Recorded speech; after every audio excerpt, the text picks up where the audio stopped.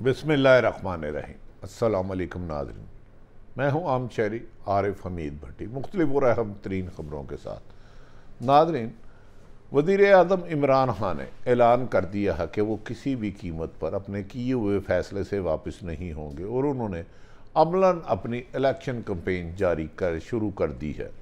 दूसरी तरफ अपोजिशन जमातें जो हमेशा खलाई मखलूक पर इल्ज़ामात की भरमार करती थी, मरीम नवाज और नवाज शरीफ कहते थे कि हमें हरवाया गया है, आज वही अपोजिशन जमातें एस्टेब्लिशमेंट को दोबारा सियासत में आने का किरदार अदा करने का कह रही हैं। ये दोहरा मेयार पाकिस्तान के अदारों को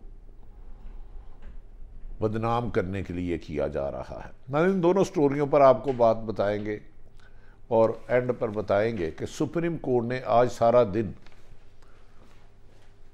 केस की समाअत के दौरान अदम एतमाद की कोई फैसला किए बगैर कल तक कर दिया।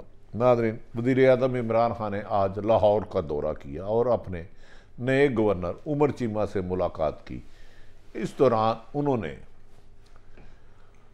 अबूरी वज़ीर आला शेख उस्मान बुज़दार से भी कहा। नहायत ज़िम्मेदार ज़राए के मुताबिक वज़ीर आज़म इमरान खान ने आज बरहमी का इजहार किया और वज़ीर आला पंजाब से एक सवाल किया कि आपकी वजह से मेरी बहुत ज़्यादा बदनामी हो रही है।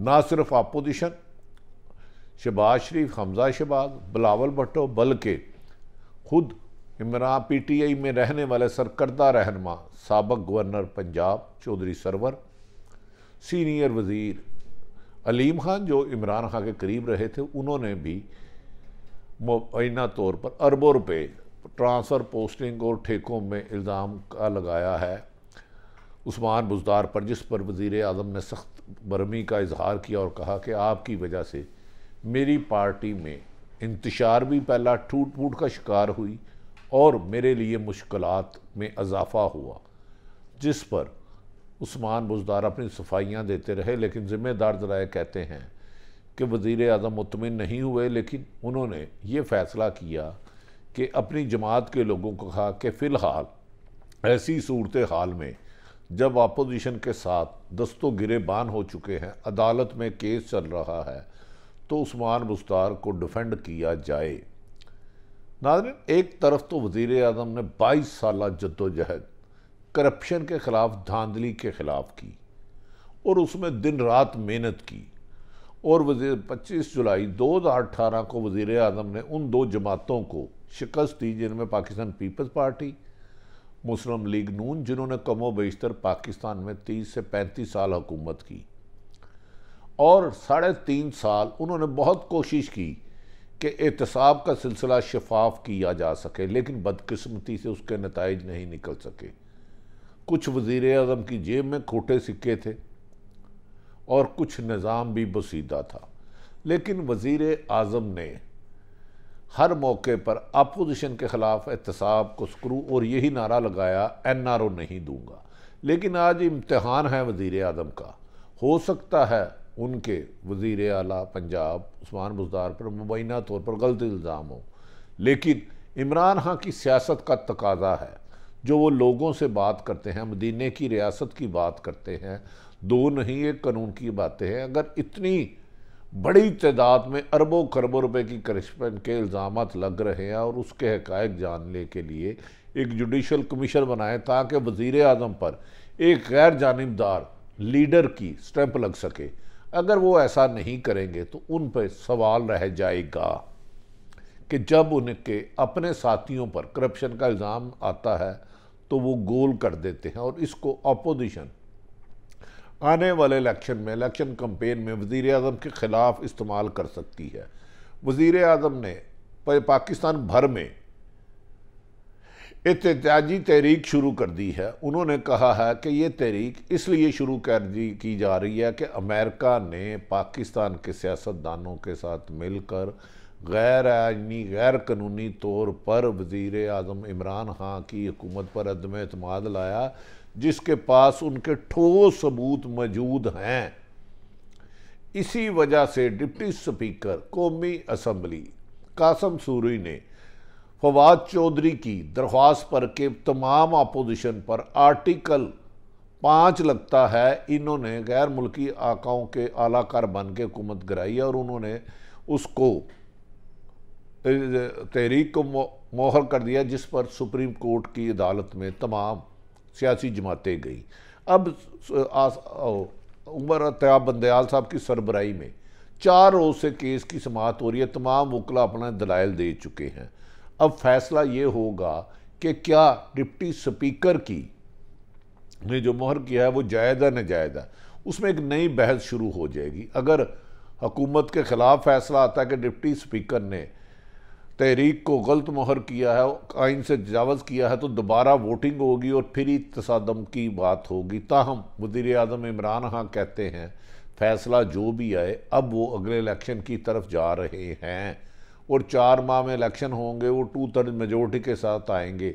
लेकिन क्या आने वाले दिनों में इलेक्ट्रॉनिक वोटिंग से वोटिंग हो सकती है? ओवरसीज़ पाकिस्तान को जो वज़ीर आज़म का बहुत अच्छा काम है उसको अपोजिशन कबूल नहीं कर रही और अपोजिशन का दावा है कि वो मर्दमशुमारी के बगैर कबूल नहीं करेगी। दूसरी तरफ नाज़रीन, अपोजिशन ने गिरगट की तरह रंग बदल दिया है। इमरान खान को गिराने की हद तक मुस्लिम लीग नून, मौलाना फजलुर रहमान और पीपल्स पार्टी एक पेज पर थे कि इमरान खान की हुकूमत गिराई जाए और केयर टेकर हुकूमत लाई जाए। इस सिलसिले में शहबाज शरीफ साहब ने शेरवानी भी सलाह ली थी, लेकिन इमरान खान ने ऐसा मास्टर स्ट्रोक खेला कि वो अदम एतमाद की शेरवानी रह गई और बात सुप्रीम कोर्ट में चले गई। अब याद रखें कि 2018 का जब इलेक्शन हुआ था तो उस वक़्त मुस्लिम लीग नून के कायद नवाज शरीफ और उनकी साहबजादी मोहतरमा मरीम नवाज साहिबा मौलाना फजलुर रहमान ने इल्ज़ाम लगाया था मौजूदा हुकूमत पर कि इसको एस्टेब्लिशमेंट लाई है, ये सिलेक्टेड है, हम इसको नहीं मानते। यहाँ तक कि और तो और इन्होंने अखलाकियात की हदूद पास कर दी। जो फौज अपनी जानों की कुर्बानी दे के एक बॉर्डर पे जब एक फौजी जवान खड़ा होता है, पीछे उसकी बीवी बच्चे बुढ़ापे के सहारा माँ बाप होते हैं घर में, लेकिन वो पाकिस्तान की सलामती के लिए जान की कुर्बानी देते हैं और ये पाक फौज की एक तवील दास्तान है। मगर इस दास्तान को नज़रअंदाज करते हुए मरीम नवाज, मौलाना फजलुर रहमान और नवाज शरीफ ने कहा कि इस्टेब्लिशमेंट ने हुकूमत गिराई है हमारी, इन्होंने धांधली करवाई है, खलाई मखलूक है, और यहाँ तक इल्ज़ाम लगाना शुरू कर दिया मुख्तलिफ जलसे जुलूसों में सैकड़ों के आर्मी चीफ कमर जवेद बाजवा इस्तीफ़ा दें और उस वक्त के DGISI फैज़ हमीद भी अपने ओहदे से इस्तीफ़ा दे और फ़ौज को मुलायम करना शुरू कर दिया। और ये बात उन्होंने सख्त लफ्ज़ों में दर्जनों जलसों जुलूसों में की।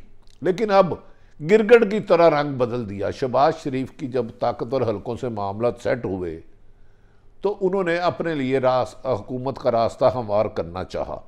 जब वज़ीर आज़म इमरान खान ने अदम एतमाद की तहरीक को डिप्टी स्पीकर की एक रूलिंग के ज़रिए किया तो अब वही अपोजिशन जो सारी उम्र एस्टेब्लिशमेंट को बदनाम करने के लिए उनको सियासत में कहती थी खलाई मुकरर लगाया, अब उन्हीं के पीछे उनके पाँव पकड़ रहे हैं।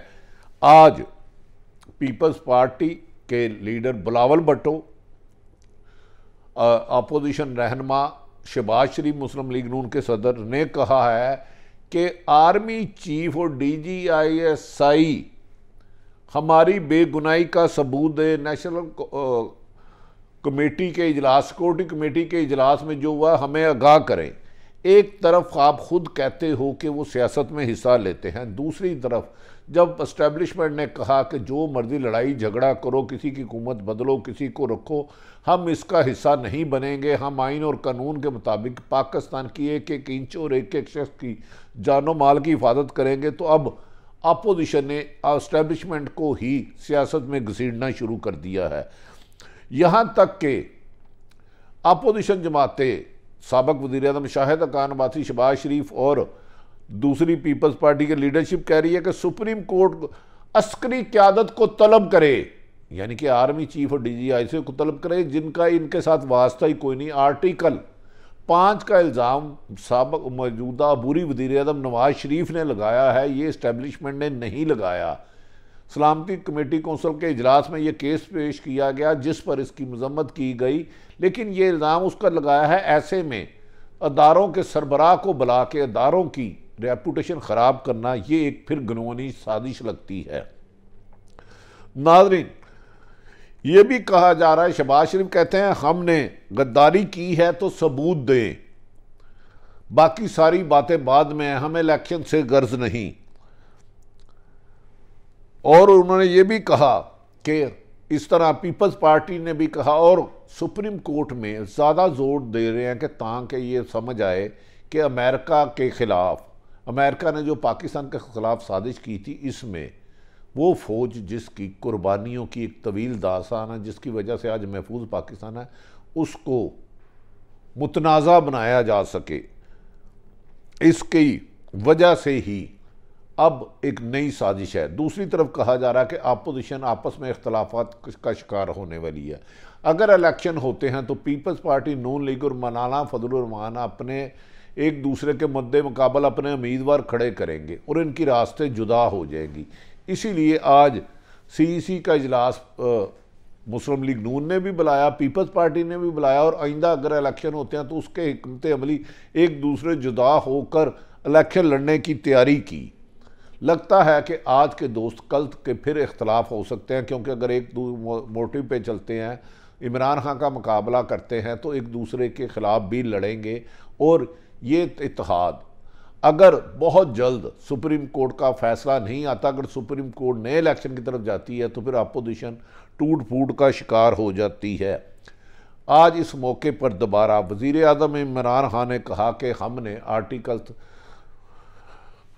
5 का जो कहा है, हमारे पास सबूत मुकम्मल है। अमेरिकन सफ़ीर के पाकिस्तान के सफारत खाने ने जो भेजा है डिप्टी सेक्रेटरी अमेरिका के, उसकी ऑडियो वीडियो रिकॉर्डिंग भी मौजूद है।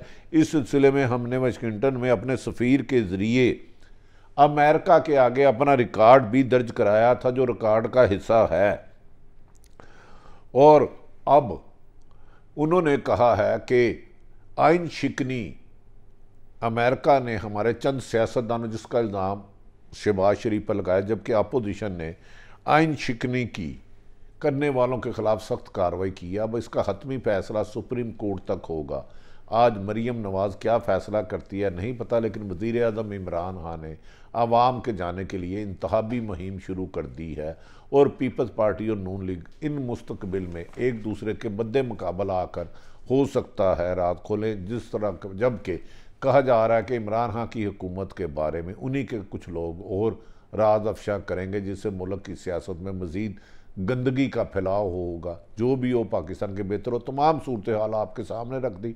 कल सुप्रीम कोर्ट क्या फ़ैसला करती है उसके मुताबिक आपको आगाह करेंगे। पाकिस्तान जिंदाबाद।